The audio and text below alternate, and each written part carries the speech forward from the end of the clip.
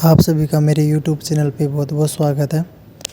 तो जैसा कि आपने पता नहीं सुना है कि नहीं सुना है, लेकिन अभी ताज़ा अपडेट निकल के आ रही है कि नर्सिंग ऑफिसर भर्ती पैरामेडिकल चिकित्सा मतलब मेडिकल डिपार्टमेंट में अभी बहुत सारी वैकेंसीज निकलने वाली है हाल ही में।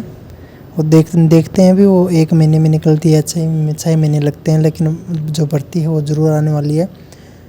इसके साथ ही साथ ये भी चर्चा हो रही है कि जो वैकेंसी है वो एग्ज़ाम बेस से होगी, कुछ बोल रहे हैं मेरिट बेस से होगी। तो ये जो किस बेस से होगी ये बात की जो बाद में पता लग जाएगा, लेकिन इसके हमें फ़ायदे और नुकसान जानना बहुत ज़रूरी है कि अगर एग्ज़ाम बेस से होती है तो क्या फ़ायदे क्या नुकसान है, और अगर मेरिट बेस से होती है तो क्या फ़ायदे क्या नुकसान है। इस बात पे आज हम चर्चा करेंगे, और ये भी चर्चा करेंगे कि वैकेंसी जो है वो कब तक निकल सकती है और एनएचएम रिजल्ट कब तक आ सकता है। तो चलिए वीडियो को स्टार्ट करते हैं। अगर आप चैनल पर नए हो तो सब्सक्राइब करना बिल्कुल भी मत भूलिएगा, क्योंकि मैं जैसे ही कोई नई वैकेंसी आती है तो सबसे पहले अपडेट लेके आता हूँ, ताकि कोई भी कैंडिडेट फॉर्म अप्लाई किए बिना ना रह पाए। क्योंकि कई बार वैकेंसी आके निकल जाती है स्टेट की, सेंटर की, और हमें पता भी नहीं लगता।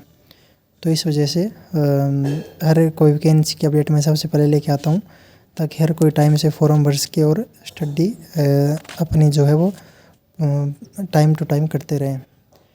तो सबसे पहले बात कर लेते हैं, अगर भर्ती जो है वो मेरिट बेस से होगी तो अगर मेरिट बेस से भर्ती होती है तो सोचने वाली बात है कि जो अभी जो संविदा पे लगे हैं राजस्थान में, और या फिर कॉन्ट्रैक्ट बेस पे या कुछ भी ठेके पे कहीं पे लगे हैं, तो उनको 1 साल का 10% बोनस जो मिलते आया है हमेशा से वो मिलेगा। ये तो पहला फ़ायदा है, जो कि अच्छी बात है, क्योंकि ठेके पे 7,000 रुपये में या 8,000 रुपये में काम करना बहुत मुश्किल होता है, और उसमें भी अब घूस चलने लगी है। तो उन कैंडिडेट्स के लिए तो अच्छी बात है। साथ ही साथ जो गवर्नमेंट है उनको अगर वो एग्ज़ाम करवाते हैं तो उनको काफ़ी बड़ी मात्रा में जो है अपना सिस्टम सेट करना पड़ेगा।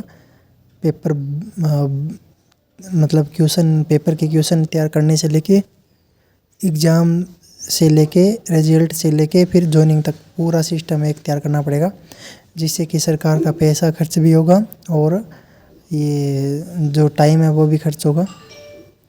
तो ये तो हो गई सरकार। इसमें क्या है, मेरिट बेस से अगर भर्ती आती है तो इसमें सरकार की जो है वो ज़्यादा परेशानियाँ होगी सरकार को ही।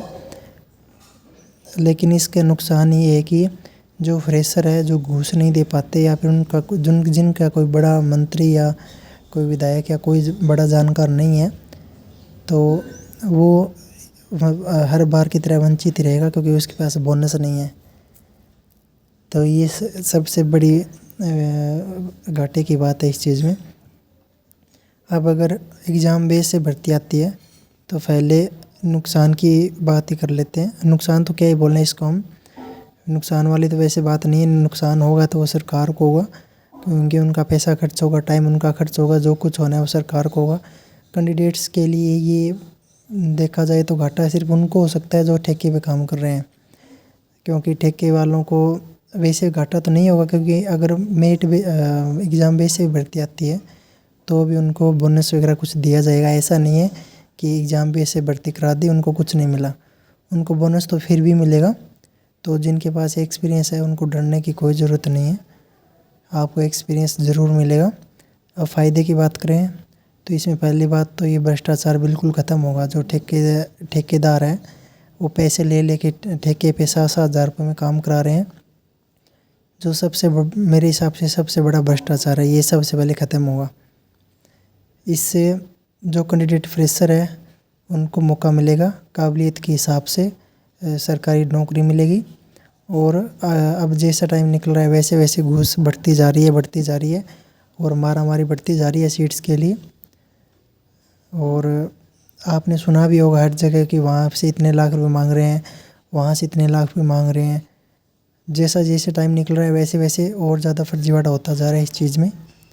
तो एक तो वो रुकेगा, और दूसरी बात जो कैंडिडेट एक्सपीरियंस ले रखा है जिन्होंने, उनको बोनस मिलना ही है। तो ज़्यादातर एक्सपीरियंस वाले भी यही बात बोल रहे हैं।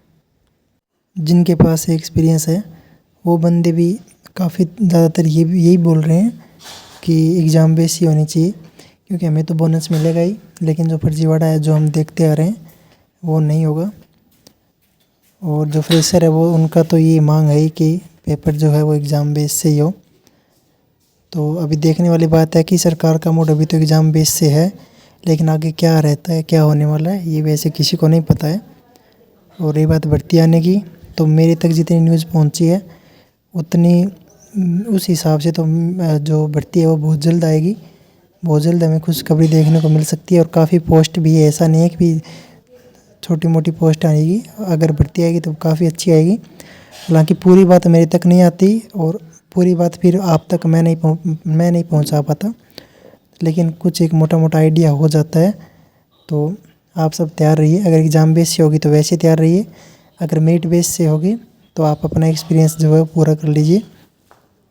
बाकी देखते हैं क्या कुछ आगे रहने वाला है। तो आज के लिए बस इतना ही। वीडियो देखने के लिए आप सभी का बहुत बहुत धन्यवाद।